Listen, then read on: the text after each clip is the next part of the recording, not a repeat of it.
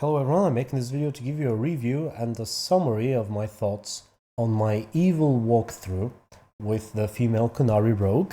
So let me begin with my thoughts on the Qunari and the female Qunari and so on. There were, I think, a good amount of references to who you are.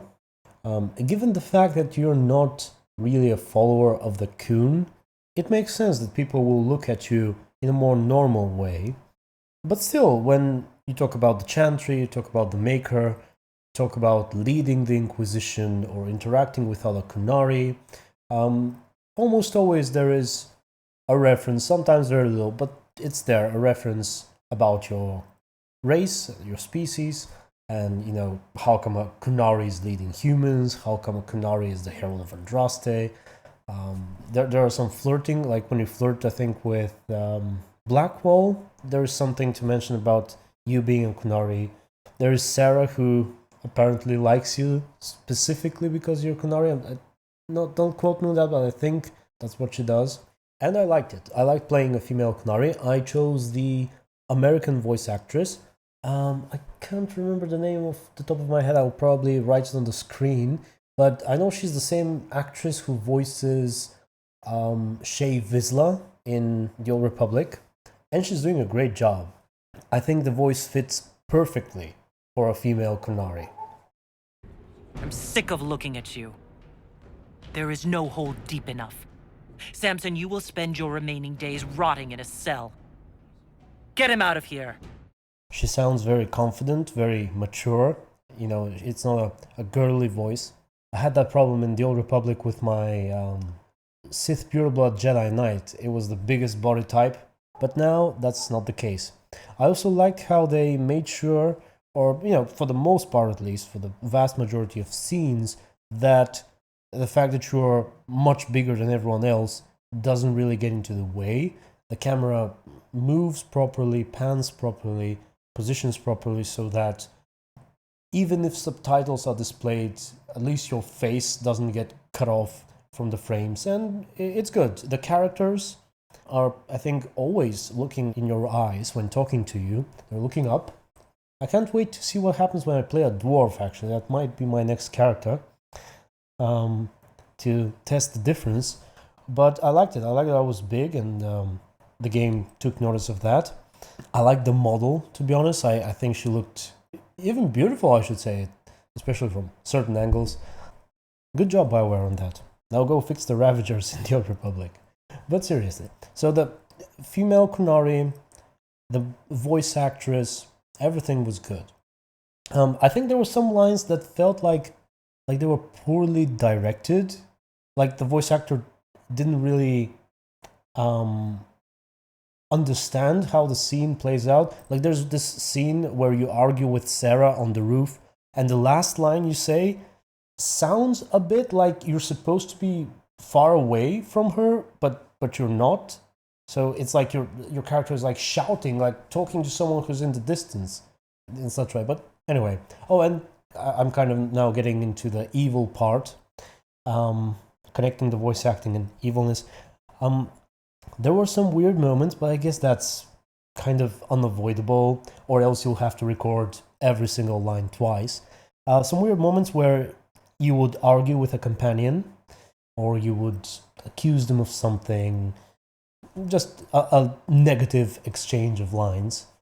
And then you would mix that with some just ordinary questions, let me call them investigating options, and there will be too much of a contrast between lines. Hypothetically, I'm not quoting the exact lines, but let's say you go to Solus and he accuses the Grey Wardens of trying to summon demons. And he's like, oh, these Grey Wardens, how can they summon these demons? Don't they know what they're doing?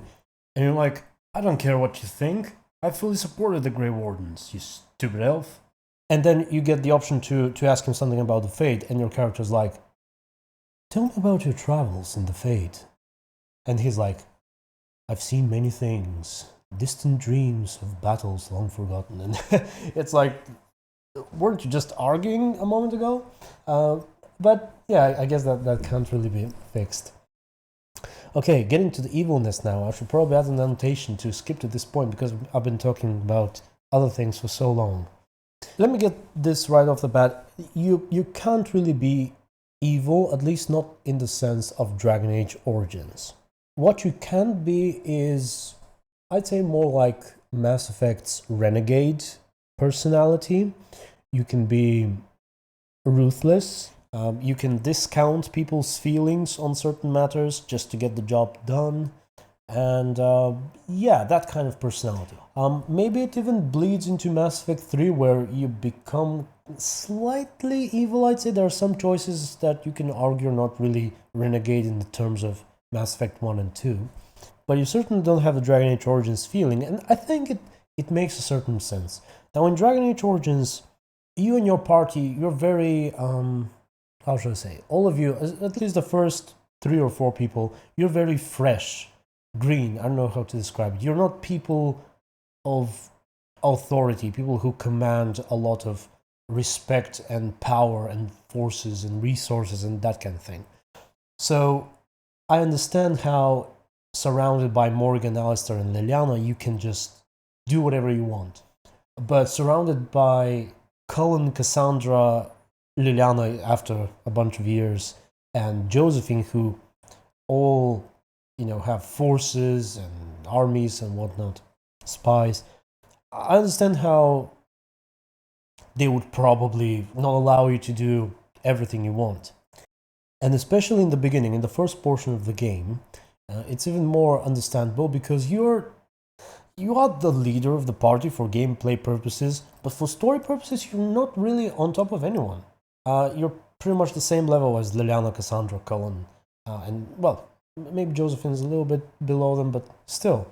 So you don't get that much freedom in your bad choices. Things escalate a little bit when you become the Inquisitor. And again, it makes sense because you get a little more power and you become officially the leader. You still lead powerful people, but you get a lot more chances to anger them, to argue with them, to punch them. You can make them leave you.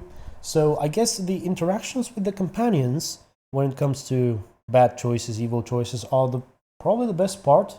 Like, if I didn't have the chance to make Blackwall and Solus and Dorian angry at me for what I did, if I didn't have the chance to punch them or make them leave, I'd probably be disappointed with this walkthrough.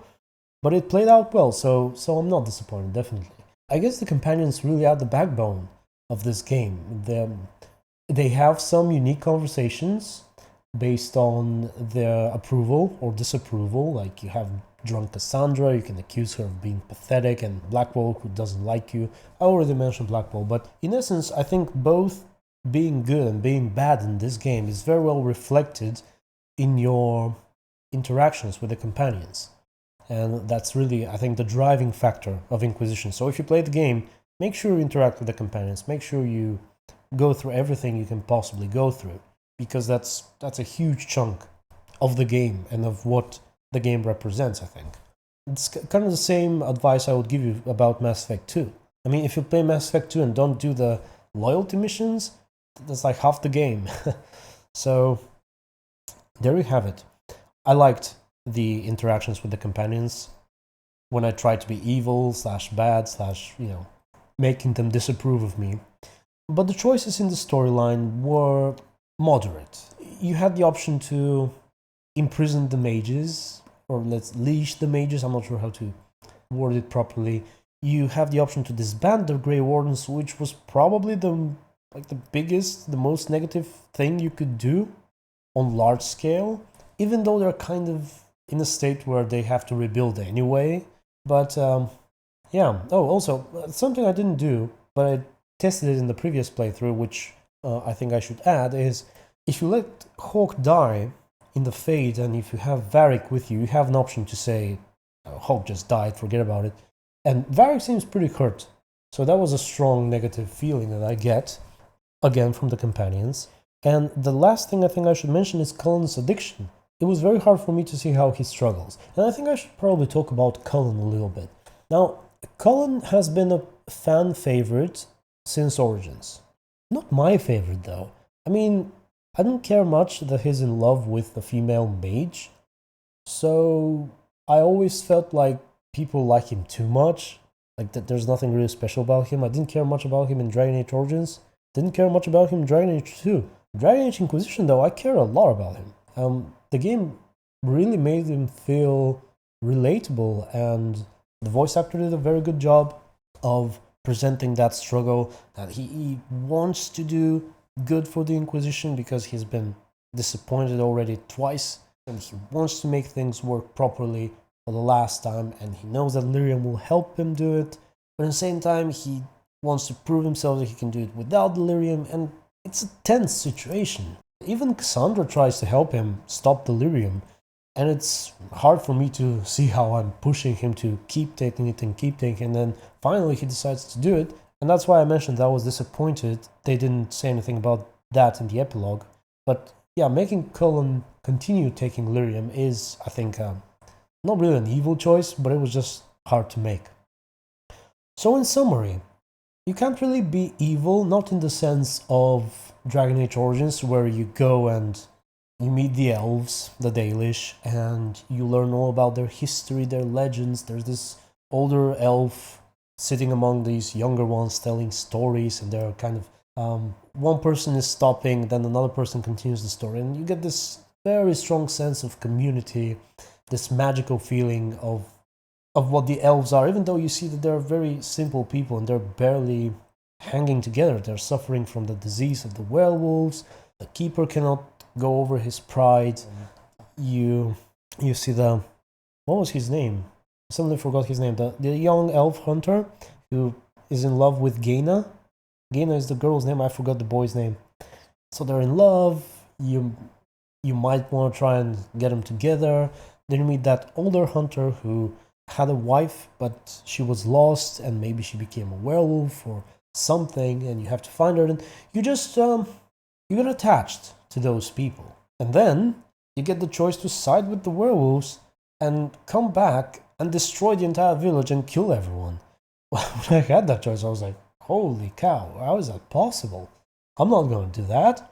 And then when you go to Redcliffe, you can decide, screw red lyrium and blood magic and looking for mages and whatnot to save that boy. I'm going and I'm taking him out, Connor. So you go and you confront Connor, and you're about to kill him, and then the demon actually comes out to defend the victim, to defend itself. And you fight the demon, it obviously dies, and Connor is free. But then you get the chance to go ahead and try and kill him anyway. So if you do that, his mother, what was her name? My goodness, why am I forgetting everything? Her name was, her name was Isolde. Yeah, I remembered. So Isolde comes, and also she's very well voice acted, and she starts crying, and she starts begging you, don't kill my son, please, I'll do anything. And you get the chance to punch her and knock her out, and kill the child anyway, just to be sure. And then Alistair confronts you, and is like, are you mad? What are you doing? So this kind of thing was not there in Inquisition. I still think it would have been good if we had the chance to get a little bit on that side and see how it works, but no. So in the beginning, you don't really have a lot of freedom in how evil you are, and later when you go into Skyhold, and mainly in your interactions with the companions, you can go a step further in the bad things you do. So in general, I liked it. I couldn't be this villainess that I was trying to be initially, but the character grew on me. I really liked how she looked, how she sounded. I grew to like my character and to care about her. I banished half of my companions, so yeah, I think I did a good job with that playthrough.